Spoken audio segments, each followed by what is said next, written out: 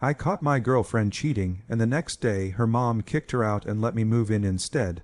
Sounds crazy. It gets worse. My ex started a rumor that I was sleeping with her mother, and the fallout destroyed her entire life. But here's the thing, I never even fought back. I was dating Olivia for almost 2 years, and from the outside we looked like a perfect couple. We met during our sophomore year in college at a group study session, and something about her confidence just drew me in. She had this way of making people feel like they were the only one in the room, and for a long time I thought I was special to her. We clicked instantly, laughed at the same dumb jokes, shared our dreams late into the night, and made plans about living together after graduation. She was the first person I truly let in, and I thought she was my forever, but the part that made me feel most grounded wasn't just Olivia, it was her mom, Diane. From the first time I met Diane, she welcomed me with warmth. I didn't have a close relationship with my own parents. My dad walked out when I was young, and my mom, well, she was there physically, but never really present. So when Diane hugged me at the door and asked if I wanted home-made lasagna or takeout, it caught me off guard. She listened when I talked, gave thoughtful advice, and even bought me a small birthday cake the first year Olivia forgot. Over time, I spent more weekends at their place than my own dorm. Diane treated me like I mattered, not just as Olivia's boyfriend, but as a person. She'd say things like, "You've got a good heart. You remind me of the kind of man I wish Olivia would settle down with." At the time, I thought those words were a compliment, not a warning. I didn't see the cracks forming in my relationship with Olivia because I was too busy being grateful. I helped Diane fix things around the house, drove Olivia to appointments, and even babysat her little cousin when her mom needed help. I was invested, not just in Olivia, but in the idea of belonging somewhere. I finally felt like I had a family, like maybe this time I wasn't going to be left behind. I trusted them both more than I should have, and looking back now, I realized the biggest betrayal wasn't the cheating, it was how easily she threw everything away, while I was still holding on like a fool. It happened on a random Thursday night. Olivia and I were at my apartment watching some Netflix, and she left her phone on the coffee table to take a shower. Normally, I wouldn't think twice about it. I wasn't the jealous or snoopy type. But when the screen lit up with a message from someone named Dylan Fire, and I saw just enough of the preview to catch something flirty, my chest tightened. At first, I told myself not to look, but my gut screamed at me that something wasn't right. Against everything in me, I picked up the phone, opened the messages, and felt like my entire world split in half. What I found wasn't just a one-off flirty conversation. It was months of messages, photos, voice notes, inside jokes, and even plans to meet up when she told me she was working late. She wasn't just cheating, she was living a second life with this guy. The most painful part, she had been laughing with him about me, saying I was too nice, that she felt trapped, that she wished she'd never introduced me to her mom because now her mom liked me more than her. It felt like someone was pouring acid into my chest. I just sat there, frozen, her phone in my hand, shaking, trying to figure out what to do. When Olivia came out of the bathroom, she saw the look on my face and instantly knew. I didn't even have to say anything. I just held up her phone. Her eyes went cold, not guilty, not sorry, just annoyed. She snatched it from my hand and scoffed, "Wow, you went through my phone." That was her response. No apology, no explanation, just deflection and anger. I told her I saw everything, told her I knew about Dylan. She didn't deny it. Instead, she rolled her eyes and muttered, "You were never enough for me anyway. You're boring, safe, I need more." I couldn't breathe. My chest was tight, my hands trembling. I grabbed my keys and left. I didn't even have a plan. I just knew I couldn't stay in that apartment another second. I had no one to call, no family to turn to. But for some reason, my fingers dialed Diane. I didn't know what I was expecting. I just needed anyone to hear me. When Diane answered the phone, I didn't even know what to say. My voice cracked before I could finish a sentence, and I just blurted out, "Can I come over?" She didn't ask questions. She just said, "Of course, honey," like she already knew something was wrong. 20 minutes later, I was standing on her doorstep, eyes bloodshot and heart shattered. Diane opened the door and froze when she saw my face. She pulled me into a hug without a word, the kind of hug that makes you fall apart because you've been holding it together for too long. She guided me to the couch, handed me a glass of water, and gently asked what happened. I didn't even mean to spill everything, but once I started, I couldn't stop. I told her about the messages, the cheating, the things Olivia said about me, about her. Diane sat still, absorbing every word with this tight, unreadable expression on her face. When I finally finished, she didn't speak right away. She stood up, walked over to the window, and stared out into the night. I knew something was off, she said quietly. She's been acting strange for weeks, but this, she shook her head. She has no idea what she's just lost. That night, Diane gave me her guest room and told me to stay as long as I needed. I was hesitant. I didn't want to impose, but she insisted. Your family, she said. I'm not turning my back on you because of her choices. The next morning, all hell broke loose. Olivia came by to pick up some things, not expecting to see me still there.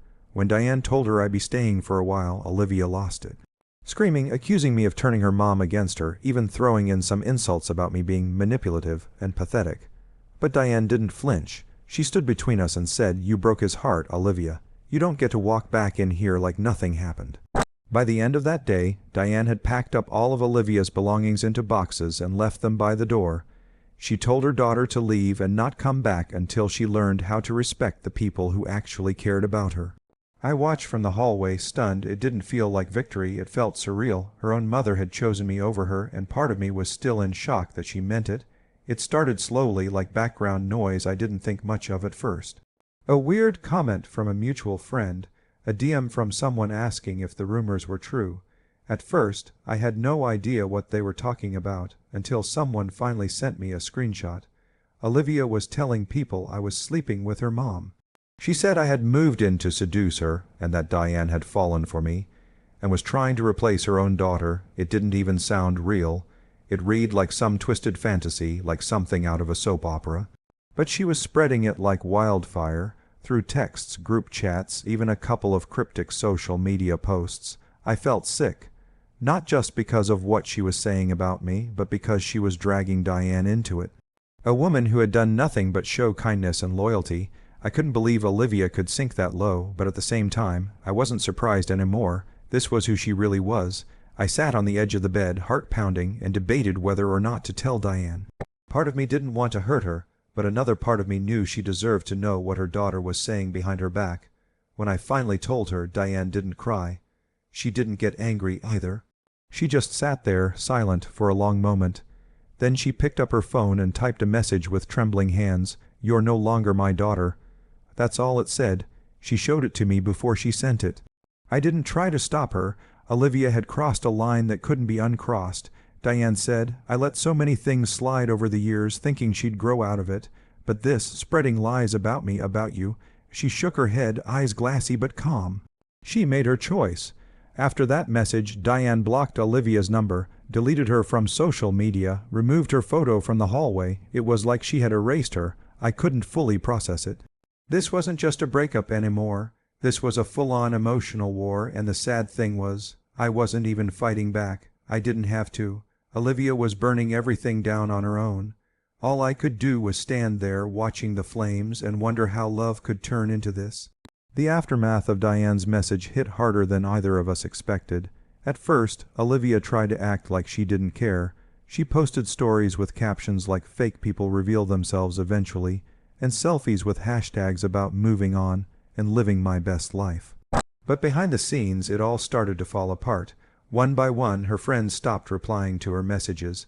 People who had once stood by her side began blocking her without warning. Even her cousin, Mia, who she was practically inseparable from, sent her a cold, single-line text. "I can't believe you'd lie like that about your own mom." Word got around fast. Screenshots of her messages, the lies she spread, and the manipulative tactics she used started circulating in group chats. People who had been neutral suddenly saw the full picture, and no one wanted to be associated with her. Olivia tried backtracking, claiming it was just a joke, that she was venting and didn't mean for anyone to take it seriously, but the damage was done. It was clear to everyone that this wasn't just a moment of weakness, it was cruelty, plain and simple. Meanwhile, Diane and I kept to ourselves. She stopped talking about Olivia altogether. We focused on daily life, cooking meals, watching old movies, helping each other with work. It wasn't romantic. It wasn't strange, it was just peaceful. Two people trying to recover from the same emotional wreckage. I stayed in the guest room and helped around the house like I always had. We didn't need to explain anything to anyone because the truth was simple. She took me in when I had no one, and I respected her too much to ever take advantage of that. Still, the rumors haunted me. Every time someone looked at me a little too long in public, I wondered if they'd heard Olivia's version of the story. But then I'd remember I never needed to defend myself. The truth always wins, even if it takes time. Olivia kept digging her own grave, and eventually there was no one left to listen, no one to believe her, and I think that was what broke her more than anything, not losing me, but losing the control she thought she had over everyone's version of the story. This time people saw who she really was, and they chose to walk away, just like I did. It's been months since everything went down, but I still think about it sometimes. How quickly everything unraveled, how something that once felt like home turned into a battlefield, and how strange it feels to find peace in the wreckage. Diane and I still live under the same roof, and while a lot of people speculated or assumed things about us, the truth was never as dramatic as the rumors.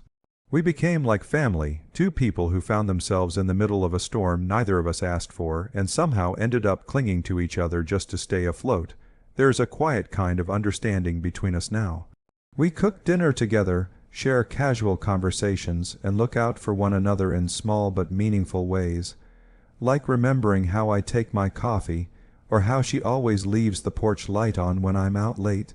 I won't lie, there were moments when I wondered if something more would develop between us, not because of some twisted fantasy Olivia invented, but because vulnerability creates connection. When two people survive emotional chaos together, it binds them. But we never crossed that line. Maybe it's because we respected each other too much, or maybe because we knew the world was already watching, ready to twist any kindness into something scandalous. Whatever the reason, our bond remained pure, and that made it even stronger. One day, out of the blue, I received a long message from Olivia. It was a mix of rage and regret. She blamed me for everything, losing her friends, her mother, her sense of identity. But beneath the anger, I could hear the desperation. She wanted to rewind time. She wanted to rewrite the ending, and for a moment I actually felt sorry for her, but I didn't reply. Not because I hated her, but because I didn't owe her anything anymore.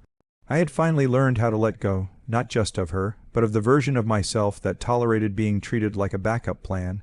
Looking back now, I realized that the real twist in this story wasn't the betrayal, or the lies, or even the fallout. It was the quiet, unexpected way I found healing in the most unlikely place. I walked into that house heartbroken, thinking I'd lost everything, but what I found there, respect, peace, and the strength to move on, was something I never knew I needed. And that made all the difference.